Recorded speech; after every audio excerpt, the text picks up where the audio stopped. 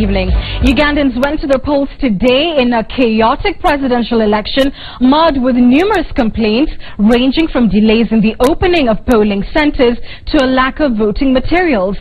Even as voters retreated to their homes to await the results, latest reports from Kampala indicate that opposition candidate Kizza Besigye was arrested under unclear circumstances. Our Hussein Mohammed joins us now live from Kampala with details on the same. Hussein, good evening. Thanks for joining us. Is Besigye still under arrest?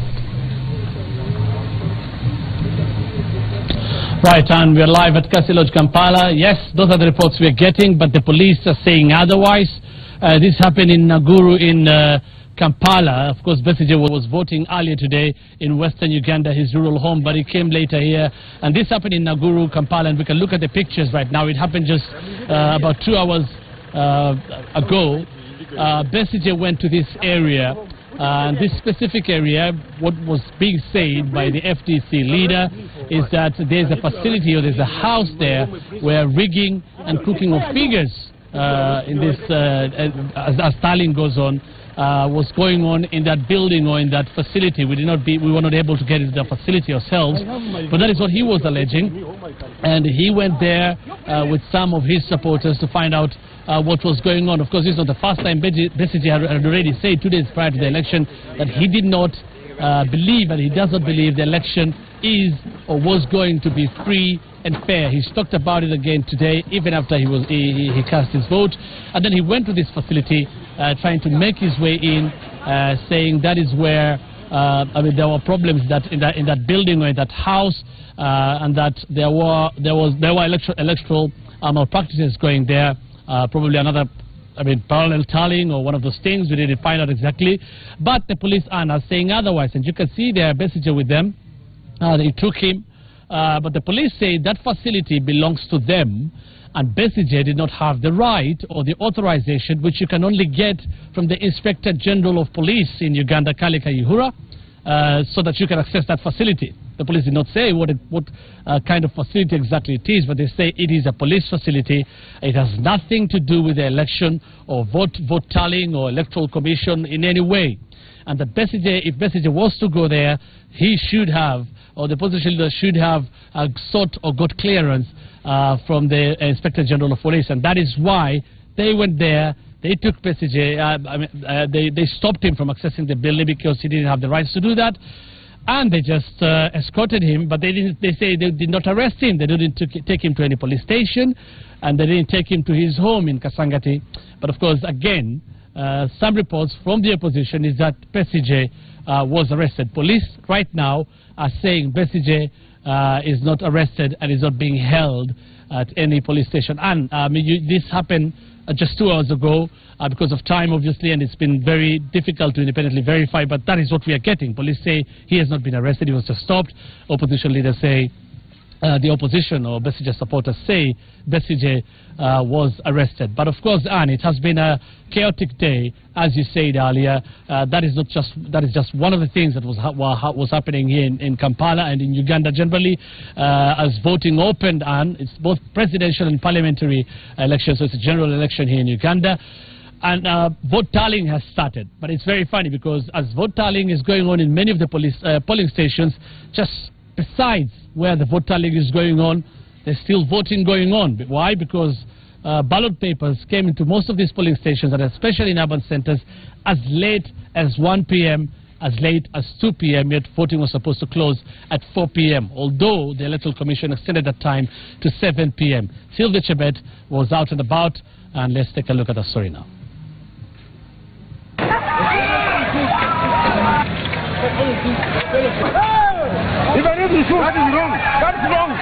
Uganda's big day turned chaotic only a few hours into the scheduled polling time. Voters turned up to vote, but there was no voting material.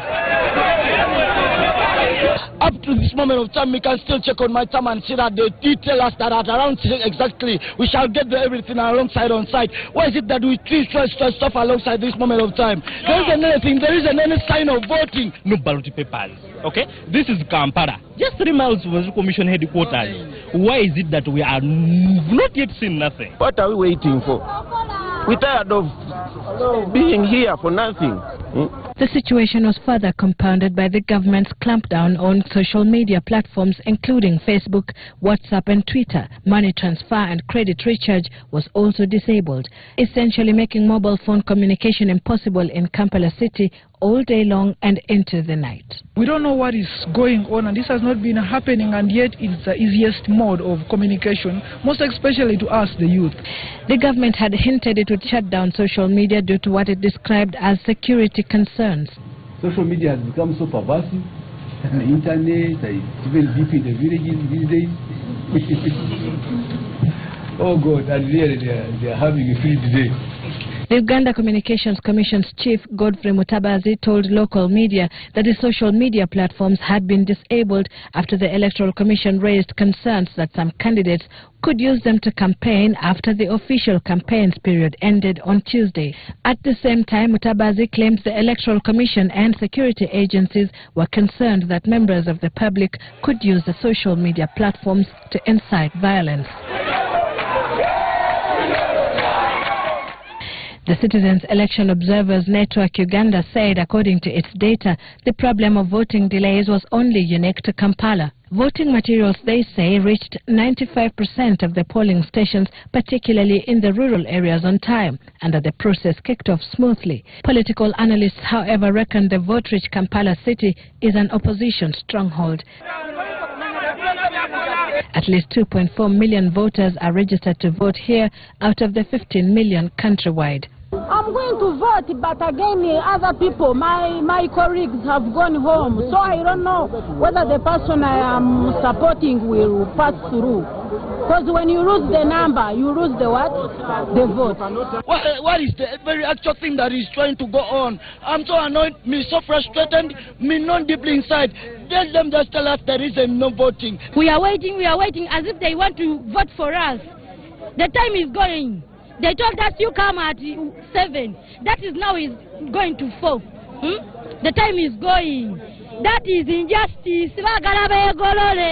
In this polling station, ballot boxes arrived at 10 a.m. A queue quickly formed, but there were no ballot papers. It speaks volumes equally of the fairness of the process, unless corrective measures are taken as a matter of urgency. At midday, excitement swept over another group of voters who finally saw the voting material delivered at their polling station. We've been standing, sitting, sleeping, and the voting papers haven't yet, at least now they've arrived. But others would wait in vain. The Electoral Commission would be forced to extend the voting period until 7 p.m. Citizen TV in Kampala, Uganda. Right, and those are the problems that we witnessed, or the voters here witnessed in Uganda as the vote was taking place today. Electoral Commission said, of course, that they extended the time to 7 p.m. and that is why up to now they're still vote counting, and also people still lining up to vote. A total of 15 registered voters here, 15.2, about 15.2 million. We don't know if that is the number that will have voted by tomorrow. Of course, it will be more clearer tomorrow as the tallying goes on to see just what kind of turnout was, especially after all these problems we witnessed here today. In some places, the Electoral Commission said it was late, or the voting was actually suspended because they received the wrong voting material. So the vote tallying is going on, and it will be clearer tomorrow. Remember, the Electoral Commission has said they will be announcing the results within 48 hours after polling closes up. All right, Hussein, before we let you go, obviously the opposition had raised a lot of concerns regarding the Electoral Commission, its ability to carry out these polls. Those delays that you've talked about in terms of balloting material, etc., haven't helped the situation. Are they appeased now that the poll may have some seeming credibility now that voting hours were extended?